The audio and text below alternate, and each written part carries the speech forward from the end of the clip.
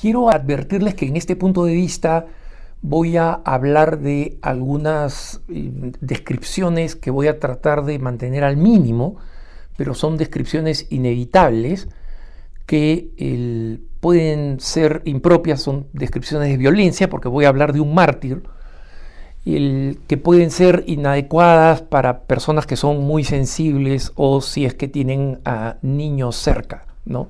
Entonces quiero hacer esa advertencia, porque si ese es el caso, entonces mejor saltarse de este punto de vista, o si hay niños o personas muy sensibles alrededor de los que están escuchando, escucharlo en otro momento. Y quiero comenzar diciendo que la iglesia ya tiene un patrono, un santo patrono, ¿no? Tenemos en la iglesia católica, es una de las cosas bellas que tenemos santos patronos para todo, ¿no? Y tenemos un santo patrono de los seminaristas, que es ese gran obispo reformista italiano, San Carlos Borromeo. Él es, por su vida ejemplar de su formación y después de su vida impecable, ¿no? Como sacerdote y luego como obispo de Milán, ha quedado como el patrono de los seminaristas y de los catequistas, ¿no? Y eso es una tradición muy, muy bella. Y además, también San José, el casto esposo de la Virgen María, también es considerado como un patrono de los seminaristas, ¿no? Especialmente el padre Don Orione, el fundador de los orionitas, ¿no? Él alentó mucho esta devoción a San José. Pero humildemente me gustaría proponer un futuro patrono de los seminaristas, especialmente en la medida en que la hostilidad a los valores católicos y específicamente la hostilidad a los que se forman para el sacerdocio va creciendo. Me gustaría proponer al beato Juan Duarte Martín, que espero que pronto sea canonizado. Y claro, como yo, hasta hace muy poco, la gran mayoría de ustedes no tienen ni idea de quién es Juan Duarte Martín, porque fue beatificado junto con otro grupo de mártires, estos que fueron asesinados prácticamente en serie durante la Guerra Civil Española, ¿no? Juan Duarte Martín nació de una típica familia católica, ¿no? de profundas creencias. Él nació en un pequeño pueblo español, Junquera, nació en 1912, y sus papás, su papá especialmente era un labrador autónomo, ¿no? Es decir, no trabajaba tierras de otros, sino tenía sus propias tierras, y eso, comparado con el resto, le daba una cierta holgura económica. No eran ni remotamente ricos, pero les daba holgura económica. Ellos tuvieron 10 hijos y, como sucedía en esa época, 4 de ellos murieron de muy pequeños y Juan Duarte Martín era el número 4, el cuarto de ellos.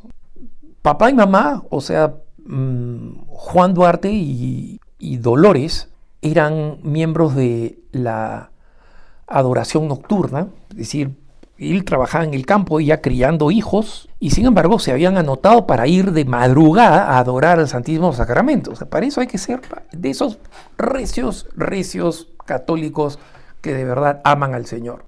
Tenían un pequeño altar familiar y el papá tenía una preferencia especial por Juan, ¿no? Por Juan Duarte Martín.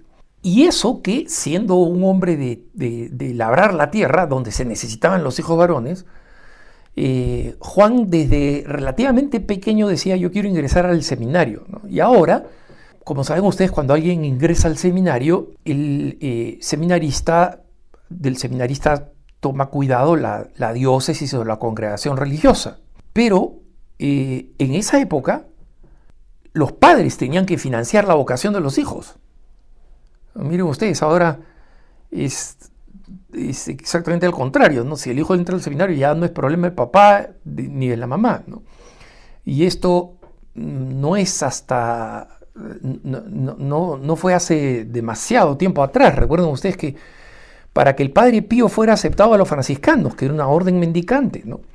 El papá del Padre Pío de Pietrelcina tuvo que emigrar a Brooklyn, a Estados Unidos, y trabajar ahí, lejos de la familia, para juntar el dinero suficiente para que su hijo pudiera ir a seminario franciscano y terminar siendo el santo que sería, ¿no?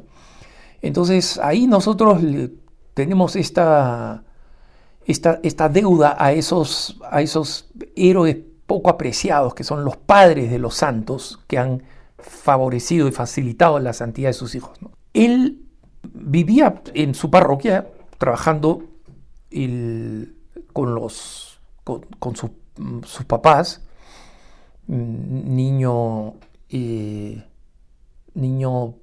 tranquilo. Se sabe por tradición familiar cuándo recibió el bautismo y cuando recibió la primera comunión a los 8 años, pero nada de eso, ni tampoco la confirmación, pero nada de eso está escrito, porque los republicanos, los comunistas, se encargaron de quemar todas las partidas y todos los archivos parroquiales de la región en 1936, ¿no? Desde niño hacía altarcito, jugaba en la Semana Santa, solía organizar a sus hermanos y especialmente a los chiquillos del pueblo de Junquera a hacer altarcitos y a hacer procesiones, ¿no? Que él organizaba solo. A los 13 años ingresó al seminario, ¿no? En el curso que comenzaba a mediados de 1925. Y pues, si ustedes se dicen, oye, pero a los 13 años, ¿cómo entra al seminario? Recuerden que en esa época existía lo que hoy muy poco se conoce, que es el seminario menor, donde ya los niños a los 12 años, 13 años, decidían, yo voy a ser sacerdote, y entraban al seminario menor. Y después, si es que no querían seguir la formación sacerdotal, terminaban el seminario menor, como hoy en día se termina la educación secundaria, o lo que en unos países llaman el bachillerato o la prepa, ¿no? Pero él siguió adelante. El papá pudo financiar esos estudios, ¿no? Pero cuando comienza a acercarse la época de la guerra y la persecución, primero externa de los cristianos, el papá va a buscarlo y le dice, va a buscar a Juan y le dice, ¿cómo voy a hacer para poder pagarte los estudios? Y él le dijo, no se preocupe, padre, el Señor le va a ayudar. Y lo que hizo Juan, que le encantaba ir al seminario y que le encantaba la vida del seminario, fue al seminario de Málaga, o sea, estamos hablando del sur de España, ¿no? Y se buscó un trabajo, ¿no? Él trabajaba en las vacaciones de verano, pero no podía, no sabía cómo hacer para volver lo antes posible. Le gustaba visitar a sus padres, trabajaba ahí, pero siempre les decía, quiero que se acaben las vacaciones para volver al seminario, ¿no? Y contaban los días. Pero ya en 1931, o sea, recuerden ustedes que la guerra civil en España comienza en 1936, pero la persecución anticatólica comienza mucho antes, especialmente en el sur de España. Y en Málaga, ya en 1931, los partisanos, los comunistas, los socialistas, los descendientes de los antecesores, ¿no? Los padres ideológicos del Partido Socialista Obrero Español, de Podemos, esos comenzaron a destruir conventos y a destruir iglesias. Y entonces sus papás le dijeron, oye, no regreses al seminario y no uses tu traje de seminarista, que era, digamos, básicamente una sotana con un fajín distinto que distinguía a los seminaristas de los sacerdotes. Él dijo no, y Juan Duarte fue uno de los valientes que volvió al seminario. Acaban de matar al obispo, a don Manuel González, pero vengo. Y así, su director espiritual, que sobrevivió a la persecución, dice, Juan era un seminarista ejemplar, era inteligente, era estudioso, aprobaba con las máximas calificaciones, y de esto sí hay testimonio, no es esos que son, digamos, canonizados después, ¿no? Y tanto así que a él lo nombraron prefecto de los seminaristas menores. Pero lo que más le gustaba era ir al pueblo, incluyendo su pueblo, a hacer catequesis, ¿no? Le encantaba enseñar la fe. Y él decía, cuando sea sacerdote me voy a ir de misiones. En 1935 recibió lo que en ese entonces se llamaba el subdiaconado, y ahí escribe en una carta que le dirige al obispo antes que lo maten, dice: ¿con qué ganas pongo en brazos de la iglesia y con qué ganas le pido al Señor que me quite la vida si no he de servirla con la alegría que inunda mi alma el día que a ella me entrego? 1936, cuando estalla la guerra civil, es ordenado diácono, ¿no? Y le comienzan a decir: oye, pospon tu ordenación sacerdotal, que no haya prisa, escóndete como el resto, no te vistas de sacerdote, porque el ambiente era extremadamente hostil. Era un poco menos en los pueblos chiquitos, pero la brutalidad política revolucionaria iba avanzando, ¿no? Él no. Él decía: mira, afrontaré el martirio si llega, ¿no? Y justamente cuando los fieles lo veían, y lo veían así, vestido de seminarista, vestido de diácono, esto animaba a los fieles. Y eso es lo que los socialistas no pudieron soportar.